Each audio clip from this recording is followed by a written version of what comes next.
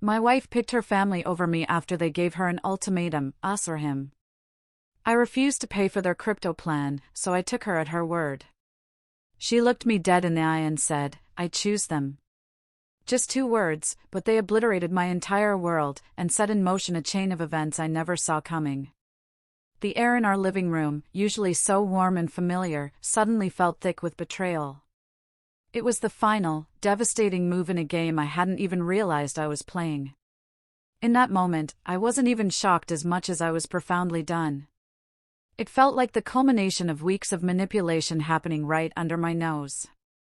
I found out later they had a whole text thread dedicated to my money and how to get me to invest.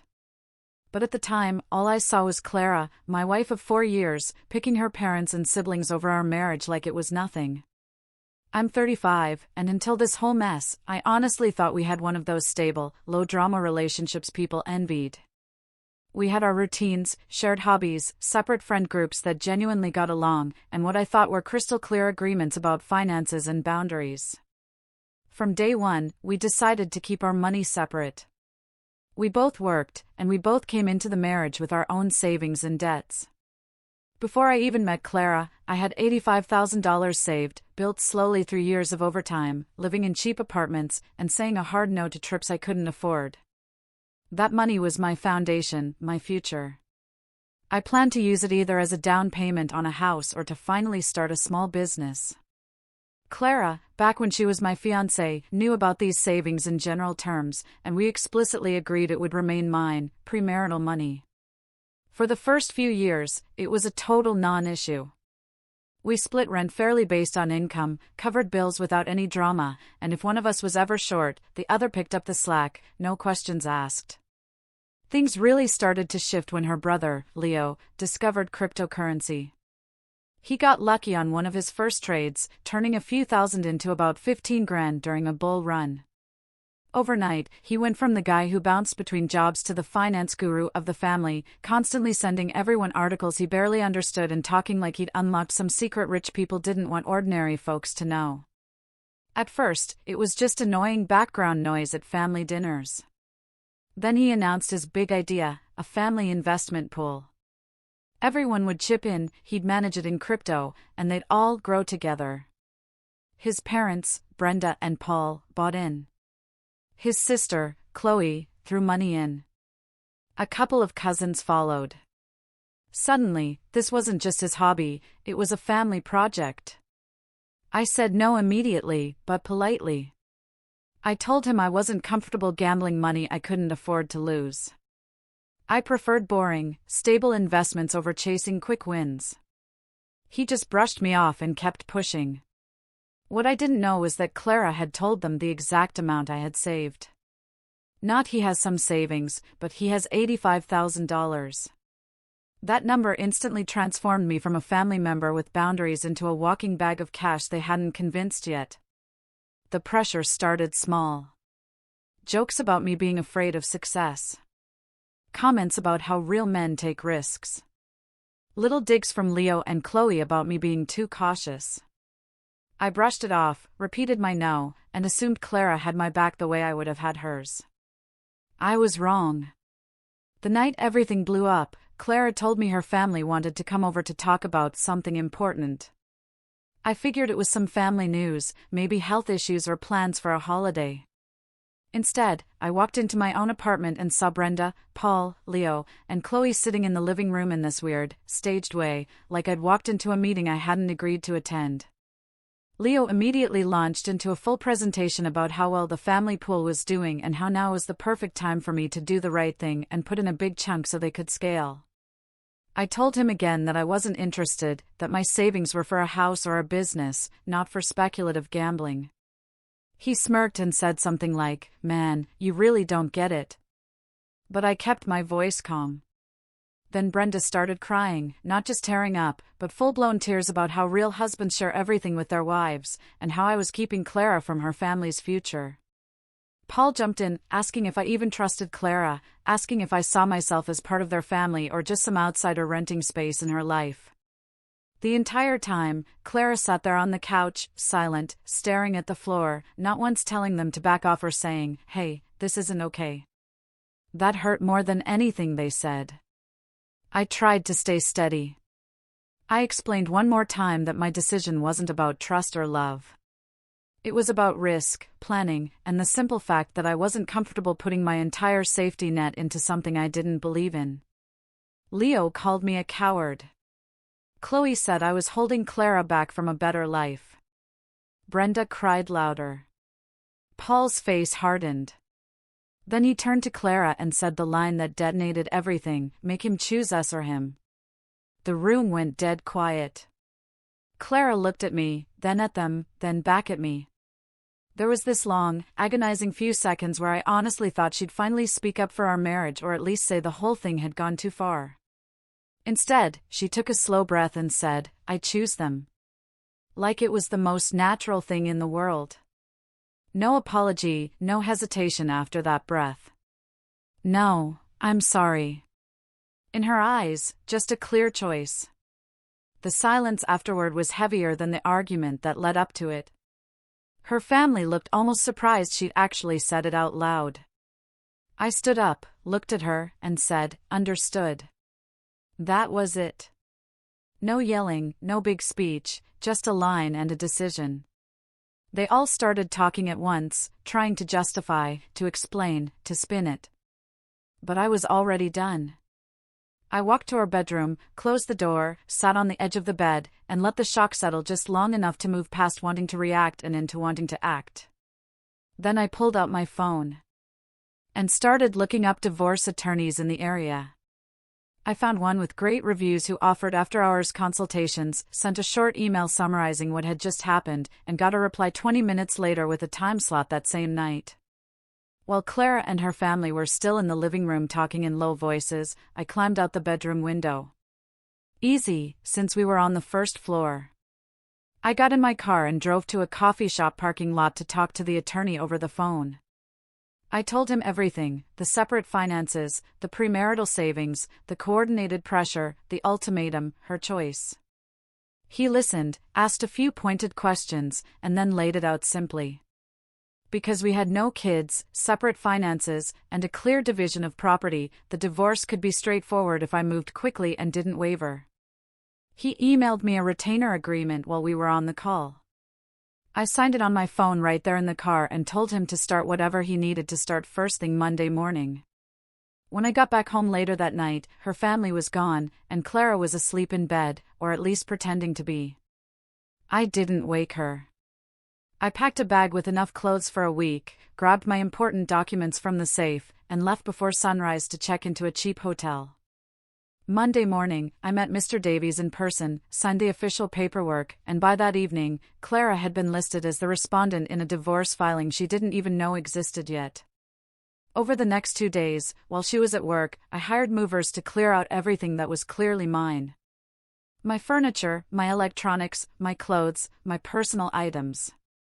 We'd always kept most big purchases separate, so it wasn't hard to draw the line. I left her furniture, her decor, her kitchen stuff, anything that was hers or that we'd clearly bought for her. When the movers were done, the place looked like a stripped version of our life, and that felt fitting. On the kitchen counter, I left the apartment keys and a simple note with Mr. Davies' contact information and one line that said, "As you chose, so shall it be." Then I walked out and didn't look back. I moved into a small studio apartment across town, updated my address, changed my banking info, and told HR at work that I was going through a divorce and didn't want personal calls or visitors getting through without my permission. I blocked her and every member of her family on my phone and social media before she even saw the empty apartment. A couple of days later, my attorney emailed to say she'd been served and was in shock, asking if this was real or some kind of stunt. It wasn't a stunt. It was me finally believing what she'd told me when she said, "I choose them," and acting like she meant it. The thing about Clara is she genuinely thought I was bluffing. I didn't know that at first, but during the legal process, I saw messages where she told her family things like, "He'll cool off in a few days," and "This is just his way of making a point." Like I was a teenager slamming doors instead of a grown man ending a marriage. That first night, she apparently called my phone over and over, not understanding that blocked means blocked. And when that didn't work, she started sending long texts I never saw.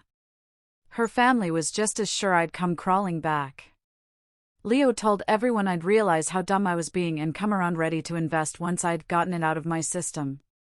Meanwhile, I was sitting in my new apartment, eating takeout on a folding chair, going over documents with my lawyer, and feeling weirdly calm. The divorce filing wasn't a heat-of-the-moment reaction. It was the only logical conclusion once she made it clear I wasn't her first choice, or even close. At our second meeting, Mr. Davies looked at me and said something like, "Most people are a lot more conflicted at this stage. Are you sure you want to go through with this?" I told him I'd never been more sure of anything. The moment she chose her family in that living room was the moment our marriage ended. Everything else was just paperwork. He nodded and asked if I wanted to go after fault-based grounds or try to punish her financially. I said, no, I didn't want revenge. I wanted distance, a clean break. Separate property stays separate, no alimony since we both worked, split the apartment deposit fairly, and move on. He said with that approach, assuming she didn't fight the obvious, we could be done in a few months. The first real sign that she finally realized I wasn't bluffing came about 5 days after I moved out. Security at my job called to say someone was in the lobby asking for me. It was her. She looked wrecked, like she hadn't slept in days, and demanded to know what I thought I was doing. I kept a good couple of steps between us and told her calmly that if she had questions, she needed to contact my lawyer. She actually laughed and said, "You can't seriously be divorcing me over money." That was the one time I let myself say exactly what I felt. I told her, "I'm divorcing you because when your family told you to choose between them and your husband, you chose them, and I'm just respecting your decision." Her face went from angry to pale in a second. She started talking fast, saying I took it out of context, that she'd been under pressure, that she didn't really mean it like that. I reminded her she'd had weeks to stand up for our marriage while her family ramped up the pressure, that she'd sat silently during the ambush, and that when it mattered most, she sided with them. She reached out like she wanted to grab my arm. I stepped back, told her again that this conversation was over and any further communication needed to go through my lawyer, and walked back towards security. They escorted her out when she tried to follow me, and I filed a report with HR, not to get her in trouble, but to make sure there was a paper trail if things escalated. That same evening, my lawyer called and said, "I need you in my office tomorrow. There's something you need to see." His tone was different, more serious, and I spent the whole night wondering what else could possibly be waiting. The next morning, I sat in his office while he opened a folder on his computer and showed me a series of screenshots, messages, texts between Clara and her family from weeks before the ambush. What I thought had been an emotional blow-up was actually a planned operation. Leo had written, "Once he sees everyone united, he'll cave." Clara had responded, "I told them it's 85K. That should be enough to get started." Seeing my savings reduced to a number in a group chat, like I was some unwilling investor, stung in a way I wasn't ready for. Brenda had sent long messages about how to guilt-trip me, talking about real husbands and family unity. And Clara had added suggestions like, if we make it emotional, he'll feel too bad to say no. They discussed where everyone should sit, who should talk first, how to build up the pressure so I'd feel cornered. It wasn't a spontaneous reaction. It was choreography. The message that hit the hardest was one from Clara to Chloe 2 days before. Everything blew up. It said, "If he really won't do it, I might have to choose them to make him understand we're serious, but he'll come around after." That single line told me everything I needed to know. To her, those words, "I choose them," were supposed to be a move in a negotiation, a scare tactic. She never believed I'd take them at face value. My lawyer watched my reaction and asked if I was okay. I didn't know how to answer. It felt like my brain had to rewrite the entire last month with this new information. He said, "This is coordinated pressure. It's basically a plan to coerce you into handing over your assets. This gives you a very strong position if this goes to court." I asked how he even had these messages. He reminded me of the tablet we'd kept at home, the one I took with me without thinking because I bought it. Clara had been lazy about her settings. Her messages were still syncing there through the same cloud account. Legally, it made things simple. The device was mine, the data was accessible, and what it showed wasn't ambiguous. I scrolled through weeks of them talking about me like a problem that needed to be solved. And somewhere around the 10th screenshot, any leftover sadness I had hardened into something colder. Mr. Davies said we could absolutely crush her in court with this fault-based grounds, maybe even claims about attempted financial coercion. I thought about it and still said no. I didn't want to destroy her. I wanted to be done with her. The only thing I asked was that we use enough of the messages to make it clear we weren't bluffing, so she and her lawyer understood I wasn't someone they could push around. He pulled a few key screenshots, sent them to her attorney with a professional summary, and waited. It didn't take long. Within hours, her lawyer was suddenly much more cooperative, talking about how his client wanted to resolve things quickly and quietly. Over the next couple of weeks, we worked out a settlement that looked almost exactly like what I'd asked for on day one. She kept her things. I kept mine. We split the apartment deposit, and she signed off on having zero claim to my premarital savings or any assets in my name. No alimony, no support, just two adults cutting the cord. There was even a confidentiality clause that basically said neither of us could go around publicly trashing the other with details from the divorce. I signed the agreement as soon as it hit my inbox. She sat on it for a few days, probably hoping I'd blink, then finally signed, too. After that, all that was left was the waiting period and the court date. I honestly thought that would be the moment her family backed off. They'd lost the money play. They'd lost the control. What I underestimated was how badly some people take it when their manipulation doesn't work. Leo started posting vague things on social media about people who choose money over family and fake husbands. Brenda called my own mother, crying about how I'd abandoned my poor wife over a small disagreement about investments. My own father called me and asked what was going on. I gave him the short version. Her family tried to pressure me into dumping my savings into her brother's crypto scheme. She chose them over me. I filed for divorce. He was quiet for a second and said, "Good. You don't need people like that in your life." That was the affirmation I didn't know I needed. But the family didn't stop. I started getting emails from throwaway accounts calling me selfish, saying I'd regret this, saying, "Real men take care of family." I got a LinkedIn message from someone using a fake name but repeating phrases I'd heard Leo use.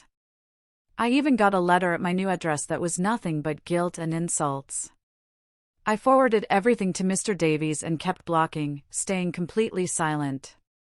Eventually, the harassment turned into something more direct, and that's when things stopped being just annoying and started being dangerous. Mr. Davies called one morning with a tone that put me on edge immediately. He said security at my office had reported that Paul had been sitting in his car in the parking lot for a couple of hours, waiting for me to show up. When I arrived, apparently, he got out and tried to approach my car before I even stepped out. I hadn't noticed because I'd been focused on my phone, but security did. They told him he needed to leave. He argued. They called the police. Nothing violent happened, but it was enough. Mr. Davies used that incident combined with the messages and unwanted contact to get a restraining order. Within a couple of days, there was a court order saying my ex's family had to stay away from me, my home, and my workplace. I thought that would finally scare them into stopping. Instead, they shifted to petty tactics. A noise complaint got filed about my apartment, even though my neighbors knew I was quiet. My bank locked my account temporarily after multiple failed login attempts from unknown locations. My employer got a random negative review online naming me specifically as unprofessional, which my boss brought up, then tossed aside when I explained what was happening. None of it ruined my life, but all of it was clearly meant to rattle me. To remind me they weren't happy I'd walked away without giving them what they wanted. Every time something new happened, I sent it to Mr. Davies. He documented everything and had another talk with their side, making it clear that if this continued, there'd be more legal consequences. Then the day of the final divorce hearing finally came. I won't pretend I wasn't nervous walking into that courthouse. I hadn't seen Clara in person since the scene at my job. She was already there when I walked in, sitting with her lawyer, looking smaller somehow, tired, pale, eyes on the floor. She didn't look at me. I didn't try to get her attention. The hearing itself was almost anticlimactic. The judge looked through our agreement, asked a few standard questions to make sure we both understood what we were signing, and then asked, "Do you both agree this is fair, and you want this divorce finalized?" We both said yes. He signed the decree. Just like that, for years of marriage were over in under half an hour. Walking out of that building, I felt lighter than I had in months. The stress, the constant low-level anger, the second-guessing, it all lifted. My lawyer shook my hand and said, "Congratulations, you're free." It sounded cheesy, but he was right. That night, I went to a decent restaurant alone, ordered a good meal, raised a glass of wine to no one in particular, and let myself enjoy the silence. I thought that was the end of the story. Life had other plans. About 2 weeks after the divorce was finalized, Mr. Davies called again. This time, he sounded almost amused. He told me the crypto platform my ex's family had poured their money into had been hit with a federal investigation. Accounts were frozen, withdrawals halted, and it looked like most investors were going to lose a huge portion of what they'd put in. From what he'd heard through back channels, her family had around $50,000 tied up in that platform between all of them. Gone, or as good as gone. "I know you're not the vindictive type," he said, "but you have to admit the irony here." And yeah, I did. If I had caved that night in my living room, if I'd let their pressure work, that $85,000 would have gone into the same black hole. Instead, my money was still sitting safely in my boring, normal accounts, untouched by their disaster. After the news about the platform broke, I started seeing blocked call notifications from numbers I recognized. My ex, her parents, Leo, all trying to reach me. Mr. Davies told me her lawyer had reached out with a question that almost made him laugh. Would I consider helping them financially now that things had gone badly with the investment? The answer was a simple no. I didn't owe them a bailout from a fire they set themselves. Through a mutual acquaintance, I later heard how things fell apart in their house. Paul and Leo turned on each other, each blaming the other for losing the family's future. Brenda was furious about the chunk of retirement savings that had evaporated. Chloe was mad at everyone. And in the middle of that storm was Clara, the person who'd once had a husband and a stable life, but chose to gamble all of it on loyalty to the wrong people.